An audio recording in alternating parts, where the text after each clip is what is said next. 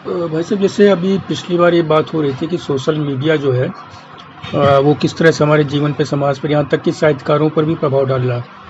आपका कहना था कि ये इस पर भी डिपेंड करता है कि सकारात्मक प्रयोग कैसे कर सकते हैं उसका, और नकारात्मक। तो मेन बात ये थी, आज आपने समाचार देखा ही होगा कि किस तरह से सोशल मीडिया पर बैन के चलते नेपाल में भयानक दंगा भड़क गया है और बहुत से लोगों को अपने जान से हाथ धोना पड़ा। अभी तक स्थिति बहुत भयानक हो चुकी है। निकल कर बात यह आ रही है कि पिछले कुछ सालों में, जैसे बांग्लादेश में, इसके पहले लंका में, ऐसे कई देश हैं जहां पर ये बड़ी बड़ी जो भीमकाय कंपनियां हैं, बहुराष्ट्रीय कंपनियां जो पूंजीवाद की देन है, ये अपने सोशल मीडिया ताकत के जरिए अब देशों में सत्ता परिवर्तन तक करा रही हैं या फिर वहां पर अव्यवस्था पैदा कर रही हैं। तो इस बारे में आप क्या कहना चाहेंगे? नहीं, देखिए, मेरा ये कहना है कि सोशल मीडिया ने पूरी दुनिया में अपना एक स्पेस कायम किया है जी। और सोशल मीडिया सबकी जरूरत है जी। सोशल मीडिया के अगर निगेटिव पहलू आप देखेंगे तो बहुत सारे इसके पॉजिटिव यानी सकारात्मक पहलू भी हैं। जी हाँ, जी हाँ। जैसे सोशल मीडिया एक त्वरित माध्यम भी है जी। सोशल मीडिया पर आप अपने विचारों को, अपनी भावनाओं को अभिव्यक्त भी करते हैं। जी हाँ। सोशल मीडिया ने साहित्य में ही एक कितना, पूरी दुनिया में हर भाषा में एक कितना बदलाव ला दिया है। जी हाँ। हम कविता लिखते हैं और दे देते हैं फेसबुक पर, सोशल मीडिया में, उसको बहुत सारे पाठक पढ़ लेते हैं, त्वरित टिप्पणियां आ जाती हैं। जी हाँ। तो अब न पोस्ट कार्ड लिखना है, न अंतर्देशीय लिखना है, न लिफाफा लिखना है, जी। न पोस्टमैन की जरूरत रह गई है। जी, हाथ में मोबाइल है, टाइप किया और पोस्ट कर दिया। किस तरह से खर्च महंगा हो गया, तो पत्रिकाएं अब ये पीडीएफ की शक्ल में ही भेजी जा रही हैं। जी हाँ। ऐसे तमाम अखबार हैं, पीडीएफ में ही मिल जाते हैं। जी हाँ। अब तो सुबह 6 बजे सो के उठते थे, फिर मैं जहाँ पहले पढ़ता था बीए में, आरा शहर में, जी, तो अखबार पढ़ने की आदत थी। तो हम लोग सुबह सुबह रेलवे स्टेशन जाते थे 6 बजे 7 बजे जी, अखबार पढ़ने के लिए। जी। अब आपके पास अगर मोबाइल है तो आप उस तरह का हाईटेक मोबाइल है तो नेट पर सर्च करके कोई भी अखबार पढ़ सकता है। जी हाँ, जी हाँ। अब जैसे देखिए, और बहुत सारी बातें हैं, जैसे सोशल मीडिया ने कॉमन मैन कोशिश की है। जी। जैसे पहले आपने सुना होगा, मैं तो बलरामपुर के राज परिवार की कॉलेज में पढ़ाता था। जी। तो वहाँ देखा करता था राज भवन में, राज परिवार में बहुत सारे फोटोग्राफ्स। तो वो कहते थे कि लखनऊ से फोटोग्राफर बुलाए जाते थे। अब तो एक गरीब से गरीब आदमी भी, सामान्य आदमी भी, उसके पास एक मोबाइल जरूर है और वो तमाम अपने फोटोग्राफ्स लेता है पारिवारिक और उसको फेसबुक पर डाल देता है। जी। बहुत सारी ऐसे परिवार हैं जिनके घरों में स्त्रियां, जिनके चेहरे तक लोग नहीं देख पाते थे, और वो स्त्रियां अपना रील बना करके फोटो डाल रही हैं। जी। अब इस तरह के ऐप आ गए हैं जिसमें आप अपने चेहरे को और सुंदर बना सकते हैं। जी हाँ। फिल्टर करके। जी हाँ। तो रील बना के बहुत सारी कमसीन लड़कियां भी, बहुत सारी युवा लड़कियां भी, बहुत सारे युवा लड़के भी, अधेड़ औरतें भी, जी, मतलब अपना रील बना रही हैं। उनको एक आत्मसंतुष्टि मिल रही है। जी हाँ, कि हम भी ग्लैमर की दुनिया में हैं। उसमें से सिर्फ मतलब जया प्रदा, जया भादुड़ी और अमिताभ बच्चन और धर्मेंद्र और हेमा मालिनी का ही नहीं, बल्कि एक सामान्य आदमी भी, एक स्त्री भी कामकाजी और घरेलू स्त्री भी अपना रील बना रही है जी, जी। और उसको गाने के साथ लोड कर रही है। जी। तो नेपाल में यही हुआ है ना, अभी अभी मैं पढ़ रहा था कि नेपाल में जो पूरा हंगामा मचा है सोशल मीडिया पर बैन लगने के चलते। जी। इससे पता चलता है ना कि सोशल मीडिया लोगों के जीवन में उसी तरह से शामिल हो गया है जैसे हवा और पानी। लोग आधी रोटी खा सकते हैं लेकिन बिना नेट के नहीं रह सकते हैं। जी हाँ। तो नेपाल में जो हंगामा हो रहा है, नेपाल में जो सरकार से लोग विद्रोह कर रहे हैं, जो बड़ा संघर्ष देखने को मिल रहा है, जी। तो इसकी वजह यही है कि लोगों को लत पड़ चुकी है ना। आप अचानक से कैसे उसके ऊपर बैन लगा सकते हैं? लोगों की जरूरत है, लोग उससे पूरी दुनिया से जुड़े हुए हैं। एक और बात है प्रदीप जी कि सोशल मीडिया की इतनी बड़ी शक्ति है कि मैं कविताएं लिखता हूँ तो उसमें विदेशों से भी टिप्पणियां आती हैं। जी। पूरे देश से तो आती ही हैं। सोशल मीडिया ने भारत की अन्य भाषाओं को भी एक दूसरे से जोड़ने का काम किया है। जी हाँ। अब हम लोग देखते ना कि जैसे आजकल अन्य भाषाओं में हिंदी कविताओं का अनुवाद ज्यादा हो रहा है। जी। हिंदी में भी अन्य भाषाओं का अनुवाद होने लगा है क्योंकि कवि और लेखक एक दूसरे के संपर्क में आ रहे हैं सोशल मीडिया के चलते। जी जी। तो सोशल मीडिया जोड़ भी रहा है जी देश और दुनिया से। जी। मैंने देखा है कि बहुत सारे अमेरिकन पोएट्स हैं जो फेसबुक पर कविताएं डालते हैं। जी। बहुत सारे ब्रिटेन में अंग्रेजी के पोएट हैं, फ्रांस के फ्रेंच भाषा में। तो सोशल मीडिया पर कोई भी सरकार, आपके देश में भी अगर कोई सरकार बैन लगाएगी बिल्कुल बंद। देखिए उसमें कुछ सेंसर लगाया जा सकता है कि आपत्तिजनक चीजें न डालें या और दूसरी तरह की बातें, या सरकार के खिलाफ आप न लिखें। लेकिन एकदम से सोशल मीडिया पर अगर कोई प्रतिबंध लगाना चाहेगा तो किसी भी हंगामा होगा, बगावत होगी। ये बिल्कुल गलत है, एकदम से बैन नहीं होना चाहिए था। नहीं, बैन नहीं होना चाहिए एकदम से। ये एक तरह की तानाशाही है और मैं इसे कंडेम करता हूँ।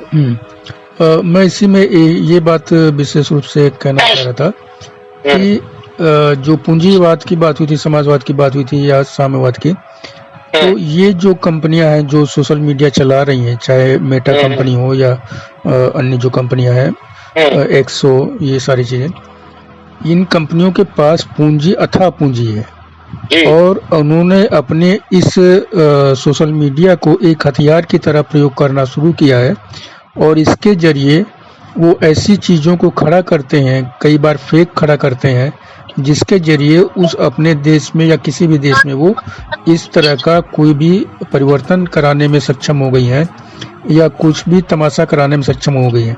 आज जब ये मामला चल रहा था तो एक आंदोलनकर्ता न्यूज़ चैनल पर आया, लड़की थी वो आई, उसने कहा कि ये जो है सोशल मीडिया पर प्रतिबंध या तो एक ट्रिगर का इसने काम किया है।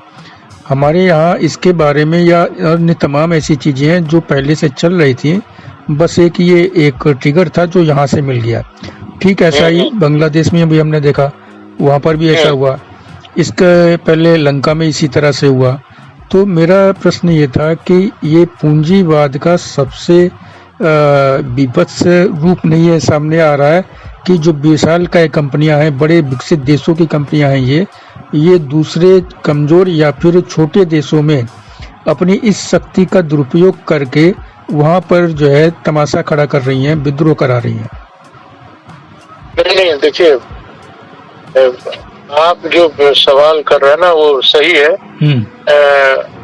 पूंजी का तो ये खेल होता है पूरी दुनिया में। हाँ, पूंजी और पूंजी के जो स्वामी हैं वो हमेशा अपने मुनाफा, अपने लाभ को देखते हैं। जी जी। हाँ, तो वो किसी हद तक जा सकते हैं मुनाफे के लिए, धनोपार्जन के लिए वो किसी हद तक जा सकते हैं। आप देख रहे हैं ना कि किस तरह से अमेरिका में मंदी आ रही है। जी हाँ। तो मंदी आ रही है तो आप देख रहे हैं ना कि जो पूंजीवादी देश का सरगना है पूरी दुनिया में। हाँ पूरी दुनिया में जो सुपर पावर माना जाता था और पूंजीवादी देशों में सबसे अगुआ देश माना जाता था, आज वहाँ मंदी आ गई है जी। तो ये लोग अपनी क्षतिपूर्ति करने के लिए किसी हद तक जा सकते हैं। जी हाँ, जी हाँ। और ट्रम्प जो है वो उत्तेजना में, बौखलाहट में टैरिफ की राजनीति कर रहे हैं। जी जी। और वो टैरिफ की राजनीति भी विफल हो रही। हाँ, बुरी तरह विफल हो गए हैं और एक तरह से वो अपने को वापस उसी जगह लाना चाहते हैं, क्योंकि उनको डर लगा कि अगर हम इसको नहीं हटाते हैं या इस पे कोई अपने को वापस नहीं करते हैं तो रूस, चीन और भारत ये जिस तरह से आगे बढ़े, एक साथ करीब आए हैं, ये उनके लिए और बड़ी समस्या हो जाएगी।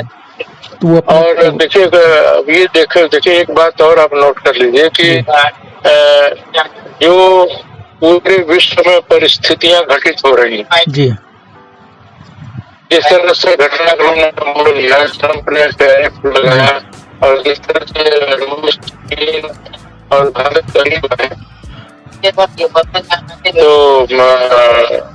ये मतलब ये सारी जो सिचुएशंस है, सारी जो स्थितियां हैं जी, उसने भारत की जो क्रिटिकल पोजीशन बनी हुई थी, तो जी, इस तरह की सिचुएशन ने भारत को क्रिटिकल पोजीशन से बाहर लाने में जी, और मोदी जी की छवि को सुधारने में भी एक हद तक भूमिका अदा की है। जी जी।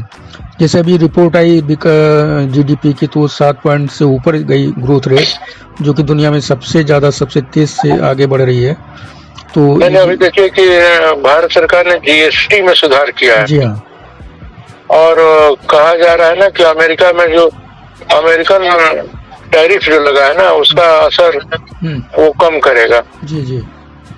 देखिए, भारत एक ऐसा देश है जी और यहाँ के लोगों की ऐसी खान पान और संस्कृति है जी, ऐसी जीवन शैली है कि जिस तरह से पूंजीवादी देशों में आर्थिक संकट आता है, जी, भारत उसका शिकार कभी नहीं होगा। जी भारत उस तरह से फंस नहीं सकता है कभी। जी। भारत एक दूसरे मिजाज का देश है, उसका मिजाज अमेरिका और अन्य पूंजीवादी देशों की तरह नहीं है। हाँ, यहाँ के लोग मौज मस्ती से भी रहते हैं और अभाव में भी रह लेते हैं। जी, अभाव में भी गाना गा लेते हैं, नाच लेते हैं, मस्ती कर लेते हैं। कुछ नहीं है तो शाम को लेके अपना बैठ गए और गाने लगे 4 लोग मिलके। कुछ नहीं है तो राजनीति की बड़ी बड़ी चर्चाएं जो है नुक्कड़ों पे हो जाती हैं। नहीं, जैसे लोग कहते हैं ना कि मैंने इकबाल ने कहा था ना कि यूनानो, मिस्र, रोमा सब मिट गए जहाँ से, पर कुछ बात है कि हस्ती मिटती नहीं हिंदुस्तान की। तो सवाल है कि वो हस्ती कैसे बनी है? वो हस्ती इसीलिए बनी है ना कि हमारे यहाँ आप बहुत सुविधा का जीवन भी जी लेंगे जी, और अगर अभाव के दिन आएंगे तो उसका भी सामना कर लेंगे। जी जी। हमारा देश बखूबी मतलब उस संघर्ष को जानता है। जी। तो अभी देखिए कि अमेरिका ही फंसा हुआ है। जी। और रही बात सोशल मीडिया की, तो सोशल मीडिया इतना उसका विस्तार हो गया है पूरी दुनिया में और कई क्षेत्रों में। आप अरे भाई, आप देखिए कि आप यूट्यूब पर पूरी की पूरी फिल्म देख लेते हैं। जी हाँ, जी हाँ। या यूट्यूब पर किसी का पूरा व्याख्यान सुन लेते हैं। जी हाँ। आप तमाम अच्छे कवियों की कविताएं सुन लेते हैं। जी हाँ। कई लेख पढ़ लेते हैं ब्लॉग्स वगैरह पर। जी। तो मुझे तो सच पूछिए तो ऑनलाइन मैगजीन्स, ब्लॉग्स या फेसबुक पर जो अच्छे लोग, हमें लगभग 10,000 लोग जुड़े हुए हैं सब मिला करके, फॉलोअर्स वगैरह। जी जी। तो इतनी चीजें आती रहती है ना कि जैसे जी, अच्छी कविताएं आती हैं। जी जी। कहानियां मिल जाती हैं पढ़ने को, उपन्यास मिल जाता है पढ़ने को। जी। तो सोशल मीडिया ने तो मेरे जैसे आदमी को बहुत सक्रिय और गतिशील बनाया है। जीवन का एक अभिन्न हिस्सा बन गया है। हाँ, अब जैसे मान लीजिए घर का जो माहौल है, अब हमारी वाइफ है पढ़ी लिखी है, हिंदी से एमए उन्होंने किया है। तो वो खाली समय में भाई 2 बेटे हैं, 2 बहुएं आ गई, पोते पोती हो गए, जी तो आखिर मतलब गांव तो है नहीं कि जहाँ 5 औरत मिल के बात कर रहे हैं। जी जी तो ज्यादातर वो सोशल मीडिया पर न्यूज सुनती हैं, बहुत सारी चीजें पढ़ती भी रहती हैं, लिखती भी रहती हैं, रील वगैरह भी बना लेती हैं अपना। अच्छा अच्छा। तो कहने का मतलब कि सोशल मीडिया ने जी सोशल मीडिया में मैं तो व्यस्त है। हाँ, जैसे उनकी एक अपनी उसमें व्यस्तता है। मैं तो नहीं मानता कि सोशल मीडिया बहुत अवसाद पैदा कर रहा है। जी अपना अपना नजरिया है। जैसे अभी हमारे एक साहित्यिक मित्र ने कहा कि सोशल मीडिया के बहुत बुरे मतलब प्रभाव है समाज पर। यह हमारी स्मृतियों को क्षीण कर रहा है, हमारी मेमोरी को कमजोर कर रहा है। जी मैं ऐसा नहीं मानता। जी सोशल मीडिया से जुड़ा होना वो अगर आप सोशल मीडिया से सही काम लेते हैं तो अपनी मेमोरी को क्यों हटेगा। देखिए, जो उन्होंने मेमोरी की बात करी और विज्ञान जैसा कह रहा, और अपने एक पुरानी कहावत भी संस्कृत की अति सर्वत्र वर्जित, किसी भी चीज की जो अति है वो खराब होती है। अब आप 24 घंटा सोशल मीडिया में लगे रहेंगे तो उसका प्रभाव तो पड़ेगा ही। और उसका सकारात्मक प्रयोग करें, जब तक आपको आवश्यकता है उसका प्रयोग करें, उसके बाद फिर आप उससे अलग हो जाएं, तो ऐसा नहीं है। बिल्कुल बिल्कुल। तो मैं अब अगले उस पर थोड़ा सा आना चाहता हूँ। जैसे आपने बहुत लंबे समय तक अध्यापन कार्य किया है, स्वतंत्रता के बाद देश की शिक्षा व्यवस्था उसी ढर्रे पर चलती आई है जो अंग्रेजों ने बनाई थी, जो सिर्फ अंग्रेजी शासन को मजबूत बनाने हेतु क्लर्कों की एक तरह से फौज तैयार करने के लिए मैकाले के दिशा निर्देशन में तैयार की गई थी।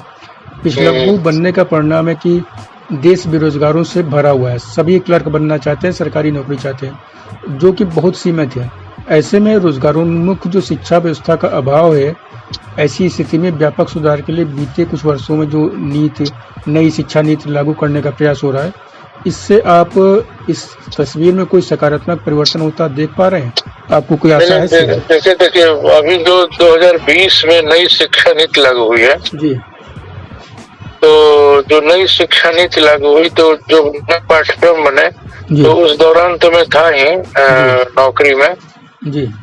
जो हिंदी में हमारी सिद्धार्थ यूनिवर्सिटी में जो पाठ्यक्रम बने BA MA के, जी जी, हाँ, उसमें मेरा भी सहयोग था जी। मैं वहाँ MA के पाठ्यक्रम के लिए कन्वीनर था। अच्छा अच्छा, बड़ा योगदान आपका भी है। तो यही कहूँगा ना कि हमारे यहाँ होता क्या है ना कि जो नई शिक्षा नीति की बात की जा रही है जो 2020, उसके बहुत ही अच्छे पहलू हैं। अच्छा, लेकिन देखिए हमारे देश की जो सबसे बड़ी कमजोरी है वो कमजोरी है कि चीजें ब्यूरोक्रेसी में आकर के फंस जाती हैं। हाँ, उसका उन नीतियों का सही कार्यान्वयन नहीं हो पाता है। अब जैसे देख लीजिए कि हमारे जो नई शिक्षा नीति आई है, इसमें बहुत सारे ऐसे पाठ्यक्रम जोड़े गए हैं जिसमें बच्चे कुछ अपना काम सीख सकते हैं। जी हाँ, बहुत सारी चीजें इस तरह की, मतलब जैसे पहले क्या था ना कि आप सब्जेक्ट के तौर पर हिंदी पढ़ रहे हैं, अंग्रेजी पढ़ रहे हैं, कॉमर्स है, फिजिक्स है, केमिस्ट्री है, हिस्ट्री है, सोशियोलॉजी है, लेकिन अब जैसे सिलाई के लिए भी उसमें पाठ्यक्रम आ गया है, योगा के लिए आ गया है, कंप्यूटर सीखने के लिए आ गया है, कंप्यूटर प्रोग्रामिंग का आ गया है। तो सरकार तो चाहती है कि आप इंटर BA MA भी करें और साथ में कुछ प्रैक्टिकल काम भी सीखें आप। जी, कुल मिला के से आप बेहतर मानते हैं भारत के लिए? लेकिन मैंने देखा कि जैसे हमारे कॉलेज में क्या था कि बहुत सारे पाठ्यक्रमों को प्रिंसिपल और मैनेजमेंट के लोग अपने स्तर से मिल करके सही ढंग से लागू नहीं कर पाते थे। जैसे बहुत सारे कॉलेजों में उसको कागज पर ही रखा जाता था, ऑन पेपर। सबसे बड़ी समस्या हुई कि जिन लोगों को ये नई शिक्षा नीति आगे बढ़ाने का जिम्मेदारी है, वो लोग ही ठीक से इसको आगे नहीं बढ़ा रहे, इसलिए जो रिजल्ट वास्तविक आना चाहिए था 5 साल में, वो अभी तक नहीं आ पा रहा है। हाँ, जैसे अब उसमें नई शिक्षा नीति में भी था ना कि बीएससी का लड़का भी हाँ एक पेपर हिंदी का लेगा, जी संस्कृत का लेगा या लिटरेचर कुछ पढ़ेगा। जी मतलब साइंस के बच्चों में भी साहित्य और उससे मतलब जुड़ी जो नैतिकताएं हैं उसका असर पड़े उसके चरित्र गठन में। जी जी तो लेकिन होता क्या है ना कि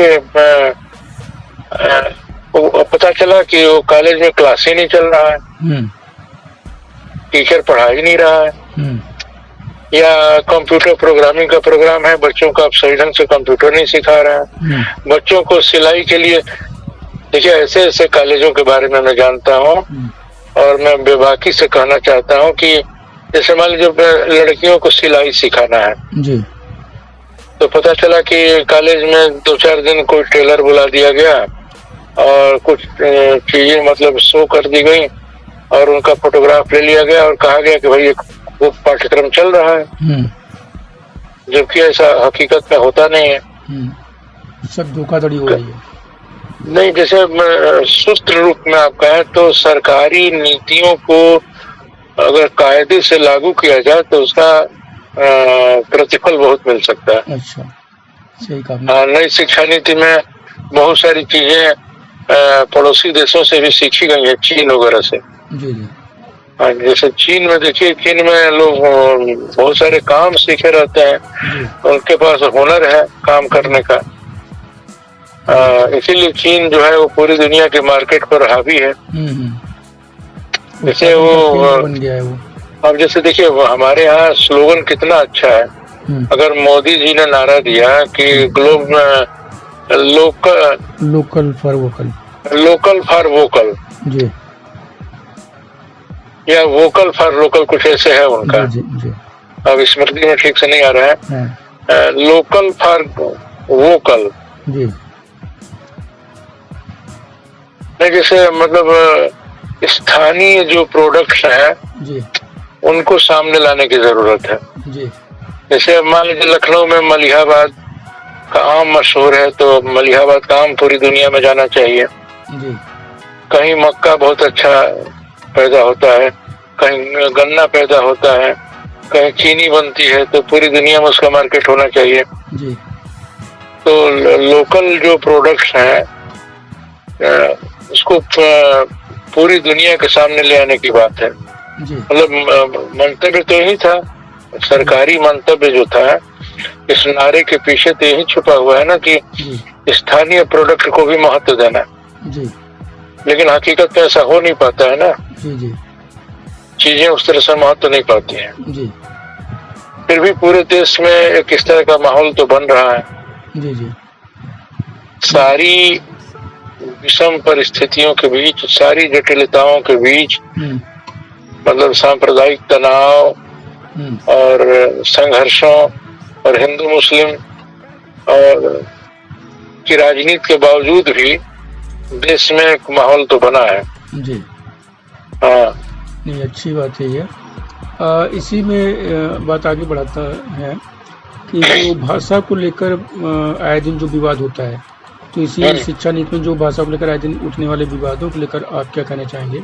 इसके समाधान मैं तो कहूँगा कि इसमें भी नहीं, देखिए जो शिक्षा नीति में तो इसका बड़ा अच्छा प्रावधान है ना, जो त्रिभाषा फॉर्मूला उसमें मातृभाषा को महत्व दिया गया है। हाँ। जैसे भोजपुरी इलाके में भोजपुरी की बात की जा रही है, अवधी इलाके में अवधी की बात की जा रही है, बुंदेलखंड में बुंदेली है, कहीं मैथिली है, कहीं मगही है। कहने का मतलब कि पाठ्यक्रम में तो इसका प्रावधान किया गया ना कि बच्चों को मातृभाषा में शिक्षा दी जाए। जी जी। ये तो बहुत अच्छी बात है। लेकिन दरअसल आप देखिए कि जमीन पर इसका आप देखेंगे को लागू नहीं हो पा रहा है। सबसे ज्यादा विरोध दक्षिण में हो रहा है, उत्तरी भाषा फार्मूला कोई मानने को तैयार नहीं है। नहीं, हमारे यहाँ तो दिक्कत दूसरी है ना, हिंदी भाषी इलाकों में हम न तो अपनी बोली को महत्व देते हैं, ना अपनी भाषा को देते हैं जी। ना हम भोजपुरी को ही महत्व देते हैं, ना हिंदी को ही देते हैं। हमारे बच्चे अंग्रेजी पढ़ने लगते हैं, गांव-गांव अंग्रेजी स्कूल खुल गए हैं जी। हम तो अपने बच्चे को भोजपुरी, अवधी, मगही, मैथिली और हिंदी से भी दूर ले जाना चाहते हैं। हम घर में अगर कोई बच्चा, मैं लखनऊ की बात बता रहा हूँ, जी कि अगर मैंने भोजपुरी में किताब लिखी जी और हमारी पोती अगर 2 वाक्य भोजपुरी बोलने लगे जी तो लोगों को अटपटा लगता है, अरे ये क्या बोल रही है, कैसे बोल रही है। उसको बजाय प्रोत्साहित करने के कि अपनी जो है मातृ बोली जो है, भाषा तो नहीं बोली है। नहीं, कहीं न कहीं देखिए, अपनी बोली, अपनी भाषा को लेकर के खास तौर से मैं हिंदी इलाके की बात कर रहा हूँ। जो भोजपुरी अंचल है, अवध का अंचल है, बुंदेलखंड का इलाका है जी, तो उसमें अपनी भाषा को लेकर के एक तरह का हीनता बोध है।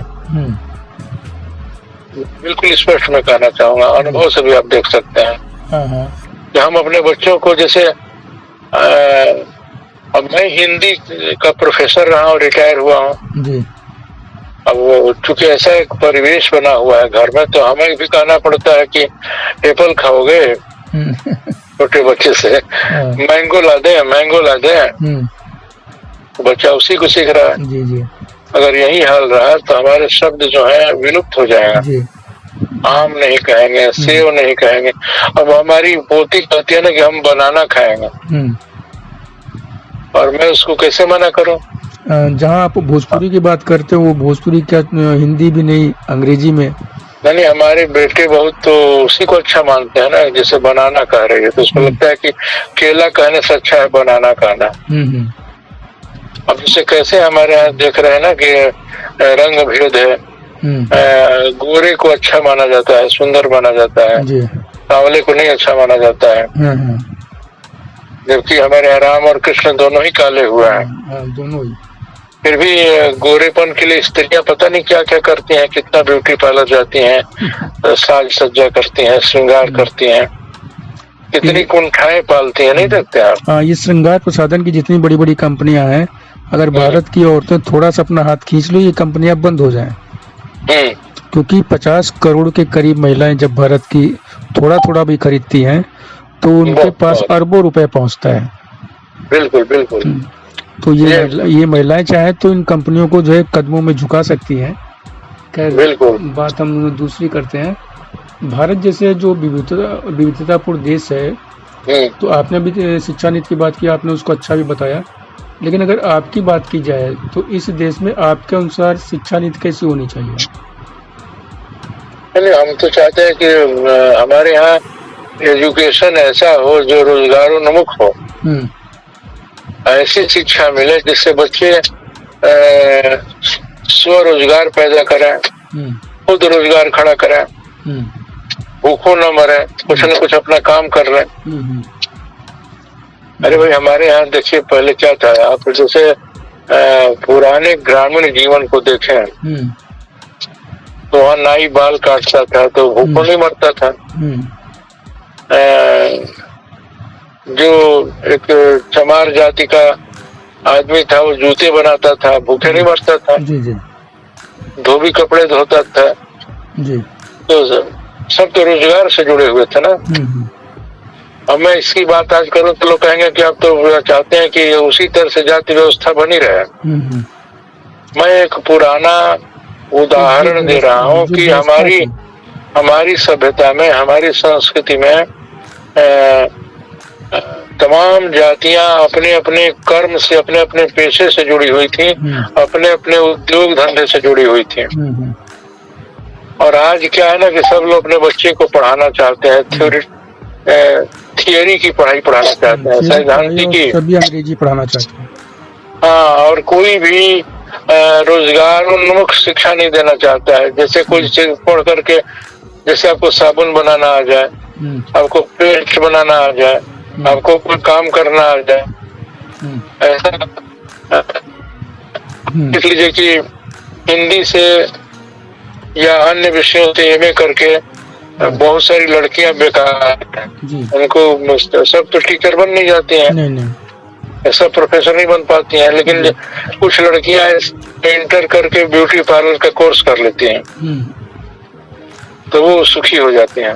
वो कहीं ज्यादा बेहतर इसलिए क्योंकि आर्थिक रूप से वो स्वावलंबी हो जाती हैं। हाँ, वो आर्थिक रूप से स्वावलंबी हो जाती हैं। बात तो कुछ कहने का मतलब कि हमारे यहाँ सरकार को ऐसी शिक्षा पर जोर देना चाहिए जो शिक्षा लोगों को रोजगार दे, लोगों का पेट भरे, लोगों को काम मिले। मैं ऐसा चाहता हूँ। तो इस बात पर जोर तो नई शिक्षा नीति में है कि ऐसा हो कुछ, और हाँ है, इस तरह का तो ऐसा है। जी जी बिल्कुल जी। सरकार हमारी चाहती है इस तरह से। अब बात करते हैं प्रवासी भारतीयों के बारे में। प्रवासी जी भारतीय भी हिंदी में बहुत लिख रहे हैं, इधर भी देखा जाए 4-5 सालों में बहुत लिख रहे हैं, बहुत सामने आ रहा है उनका लेखन। तो उनके लेखन के बारे में आप क्या राय है आपकी? देखिए, मेरा अपना मानना है जी कि पूरी दुनिया में हमारे लोग नौकरियों की तलाश में गए, रोजगार की तलाश में गए, तो अपनी भाषाएं, अपनी संस्कृतियां भी लेकर के गए। तो आप देखिए कि शायद ही दुनिया का कोई ऐसा देश हो जहाँ हिंदी पढ़ने लिखने वाले न मिल जाएं, या वहाँ भोजपुरी या अवधी बोलने वाले न मिल जाएं। तो जहाँ जहाँ लोग गए वहाँ वहाँ अपनी भाषा में लोगों ने साहित्य सृजन भी किया है। बातचीत को आज यहीं विराम देते हैं, शेष अगले भाग में। धन्यवाद।